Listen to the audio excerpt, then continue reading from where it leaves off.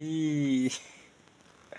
नुहाएर भर्खर आएपछि होला कस्तो झन् राम्री लाम्री भएर आएछौ लाम्री भएर आएछौ लाम्री आगो जस्तै छ हौ त्यस्तो तातो छ गफ नलाऊ है यो चाहिँ चिसो छ अलि नुहाएर आएकाले चिसो भएको नि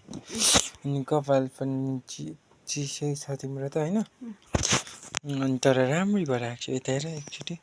फोटो खिच्यौँ कि क्या एउटा फोटो खिचिदिन्छु पखाए आमै नि कति राम्ररी देखेको मेरो बुढी त नि हो त आफैलाई फेरि राम्रै सम्झिन्छ क्या धेरै तिमी त्यस्तै राम्री चाहिँ छैनौ है म भन्दा राम्री चाहिँ होइन नि फेरि तिमी म राम्रो कि तिमी दुईजना तिमी पनि राम्री छौ छैनौ नि त्यहाँ मैले त्यस्तो फुर्काइदिएको पो त तिमीलाई चाहिँ म राम्रो लाग्छ कि तिमी भन मलाई त तपाईँ साँच्चै नराज भन तपाईँ त्यसरी भन्नु नि के हाँस्यो केटा मेरो बिल्ला हानेको बिल्ला आफूले आफूलाई चाहिँ कसरी राम्रो देख्छ त नि